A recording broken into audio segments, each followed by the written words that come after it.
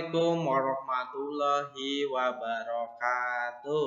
Selamat pagi anak-anak. Bagaimana kabarnya hari ini? Ustadz selalu berdoa dimanapun anak-anakku berada selalu diberi kesehatan oleh Allah Subhanahu wa Ta'ala. Amin ya Robbal Alamin.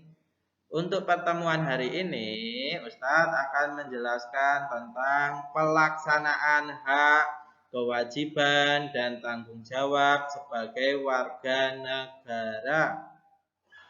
Setiap warga negara Indonesia ini harus memiliki 3 hal. Di antaranya adalah yang pertama adalah hak, yang kedua adalah kewajiban, yang ketiga adalah tanggung jawab. Hak adalah segala sesuatu yang harus kalian peroleh atau dapatkan.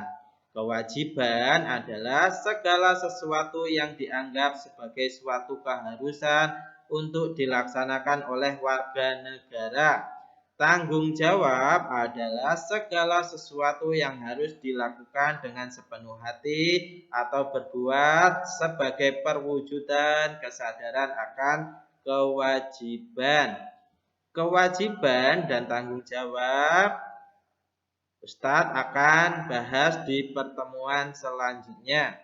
Yang kita bahas hari ini adalah tentang hak warga negara. Hak apa saja yang diperoleh? Yang pertama adalah hak memeluk agama. Ini tercantum pada Undang-Undang Dasar 1945. Ini terdapat pada 3 pasal. Yang pertama adalah pasal 28E ayat 1, yang kedua pasal 28E ayat 2, yang ketiga adalah pasal 29 ayat 2. Pasal 28E ayat 1 berbunyi bahwa setiap orang bebas memeluk agama dan beribadat menurut agamanya, memilih pendidikan dan pengajaran, memilih pekerjaan, memilih kewarganegaraan, memilih tempat tinggal di wilayah negara dan meninggalkannya, serta berhak kembali. Pasal yang kedua yaitu pasal 28E ayat 2 yang berbunyi setiap orang berhak atas kebebasan meyakini kepercayaan, menyatakan pikiran dan sikap sesuai dengan hati nuraninya.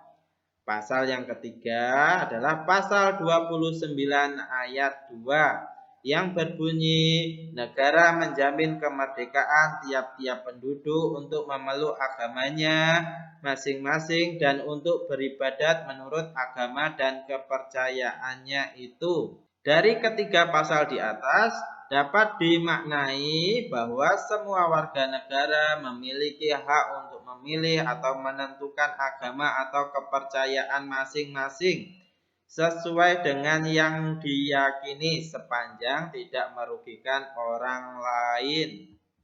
Hak yang kedua adalah hak memperoleh pendidikan. Ini tercantum pada Undang-Undang Dasar 1945 pasal 28C ayat 1 dan Undang-Undang Dasar 1945 pasal 31 ayat 1. Pasal 28C ayat 1 berbunyi bahwa setiap orang berhak mengembangkan diri melalui pemenuhan kebutuhan dasar, berhak mendapatkan pendidikan dan memperoleh manfaat dari ilmu pengetahuan dan teknologi, seni dan budaya demi meningkatkan kualitas hidupnya dan demi kesejahteraan manusia. Pasal 31 ayat 1 berbunyi bahwa setiap warga negara berhak mendapatkan pendidikan. Oleh karena itu, pemerintah mengadakan program wajib belajar 12 tahun agar semua anak Indonesia mendapatkan pendidikan. Dari kedua pasal di atas dapat dimaknai bahwa mendapatkan pendidikan yang layak merupakan hak setiap warga negara, baik tua, muda, dan dari keluarga mampu ataupun kurang mampu, sesuai dengan cita-cita bangsa Indonesia pada pembukaan Undang-Undang Dasar 1945 Alinea 4 yaitu mencerdaskan kehidupan bangsa.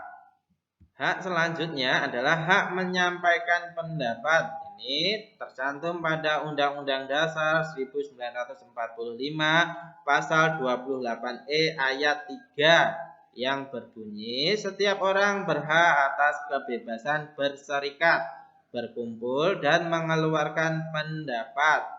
Pasal di atas dapat dimaknai bahwa setiap warga negara berhak untuk menyampaikan pendapat secara lisan ataupun tulisan kepada pemerintah.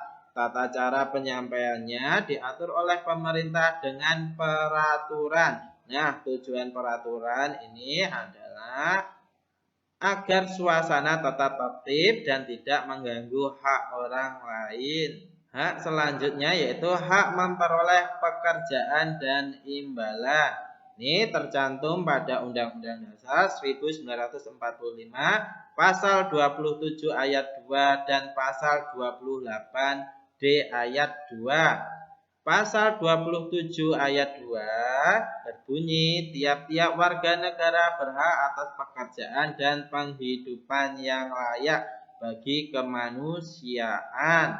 Pasal 28D ayat 2 yang berbunyi setiap orang berhak untuk bekerja serta mendapatkan imbalan dan perlakuan yang adil dan layak dalam hubungan kerja. Kedua pasal di atas dapat dimaknai bahwa setiap warga negara memiliki hak untuk bekerja sesuai dengan kemampuan dan ilmu pengetahuannya yang dimilikinya.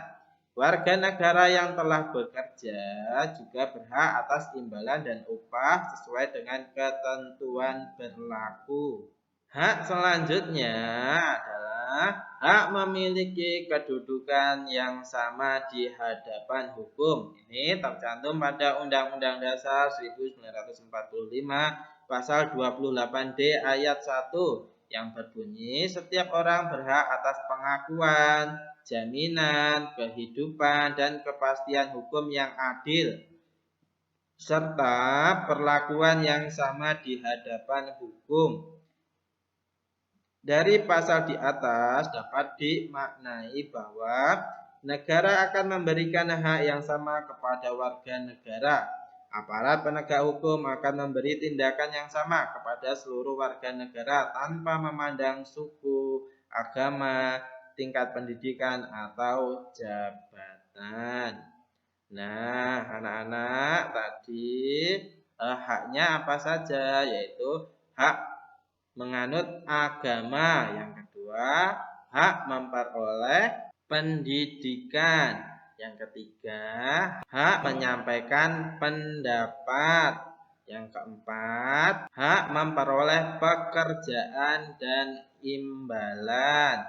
Yang kelima adalah hak memiliki kedudukan yang sama di hadapan hukum. Nah, anak-anak harus hafal pasal-pasal tadi ya. Nah, sering keluar baik di UTS maupun di ujian sekolah nanti. Ustadz cukupkan sampai di sini. Kurang lebihnya Ustadz mohon maaf. Ustadz akhiri. Wassalamualaikum warahmatullahi wabarakatuh.